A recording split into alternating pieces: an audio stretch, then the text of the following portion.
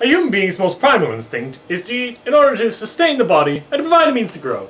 Of course, this is about a derivative of the genetically encoded instinct to carry on our DNA and preserve our lineage.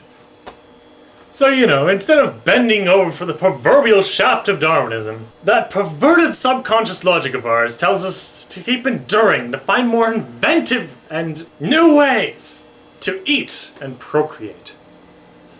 As the evolutionary crawl picks up to a slow trot, we spend the better part of 2 millennia refining the act of eating. We now have utensils, knives, forks, spoons, and the undeniably underappreciated spork. It's curious to point out, however, that whenever something new is discovered, the first thought that runs through our mind isn't, how would this benefit all society, but rather, how would this taste in a stew with onions? Because of this naive curiosity, the human race can collectively make the unfortunate claim of having tried to consume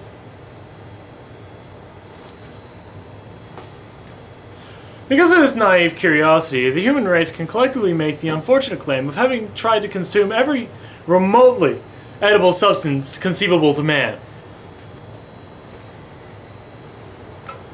Astonishingly, eating wasn't just a way to preserve the body and Astonishingly,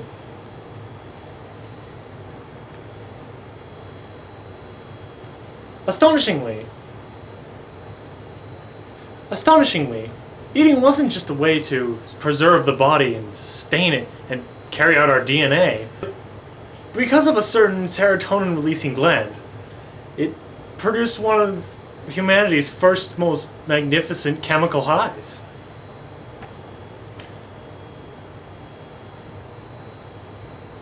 And so, the act of eating slowly and painstakingly moved into the art of eating we now revere today. In the early 17th century, one of the most brilliant innovations in eating technology since indoor plumbing was created by a certain John Montagu, historically known as the 4th Earl of Sandwich. He understood that it was nearly impossible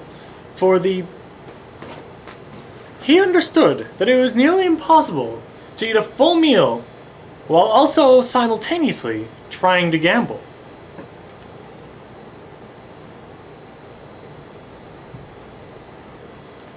So, realizing that his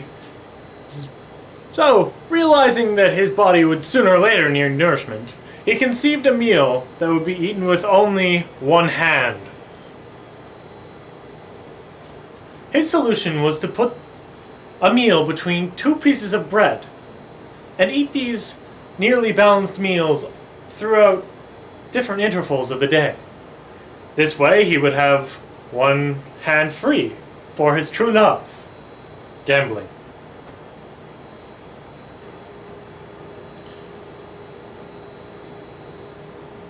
Truly a visionary at heart, he heralded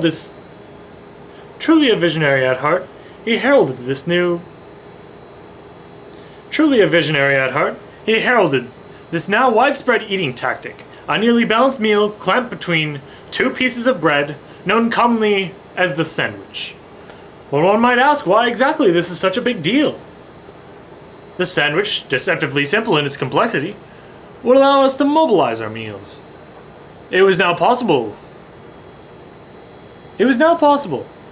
to eat a nearly complete meal while talking, driving, walking, or any other given activity that only requires one hand. This would become the mainstay meal of the brown bag lunch, the go-to-work moms and the soccer dads. This would feed an entire generation of freeloading hippies. The brilliance of the sandwich is in its flexibility. The sandwich suffers from a common misconception that it is composed of a few assorted meats, some cheese, and some mustard and/or mayo. The unfortunate individuals who choose to limit themselves in their sandwich philosophy never unlock the true potential that lies hidden within the sandwich. How's that? A sandwich, by definition, is a newly balanced meal between two slices of bread. It could be as simplistic as the tuna melt, or as convoluted as the steak LT. It could be as simplistic as the tuna melt, or as convoluted as the steak LT. The sky is truly the limit when it comes to creativity.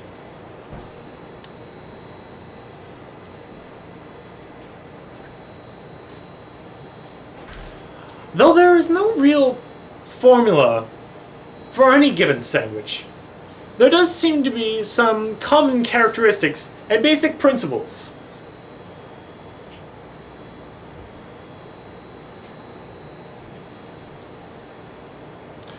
Though there is no real formula for any given sandwich, there does seem to be some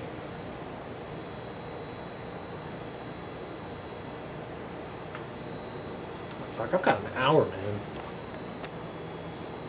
Though there is no real formula for any given sandwich, there does seem to be some common characteristics and basic principles in making a sandwich. For instance, there's always a particular instinctive order in which the components would be set down. Though some believe this does not actually matter, the order is of paramount importance, as it actually... Though some believe this does not actually matter, the order is of paramount importance, for it actually determines what is bitten into first.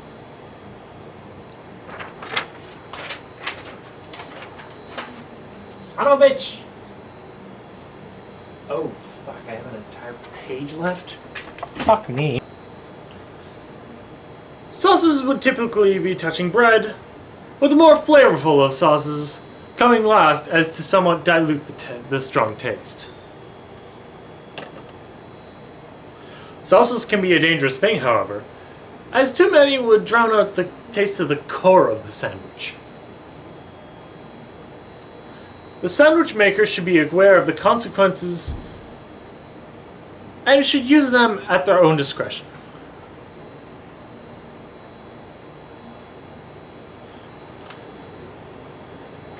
The sandwich maker should be aware of the consequences and The sandwich maker should be aware of the consequences and use them at their own discretion.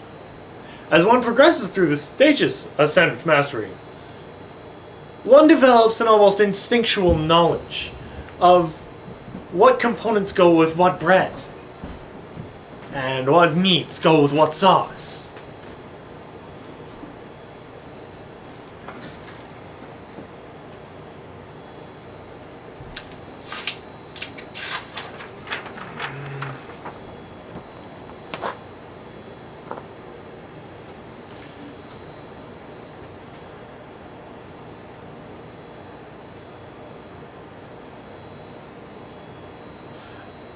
As one progresses through the stages of sandwich mastery, one develops an almost instinctual knowledge as to what sauces go with what bread, and the respective amounts used.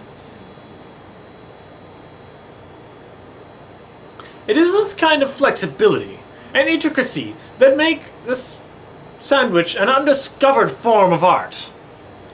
It is this type of flexibility and intricacy that make this sandwich a truly underappreciated and truly magnificent form of art that evolves and thrives. That evolves and thrives. That evolves and thrives. That evolves and thrives.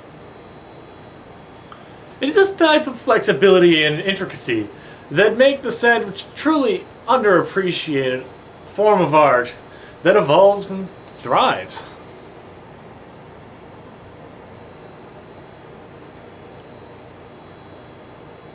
Delicious as they are, however, a sandwich is much more than just a scrumptious meal.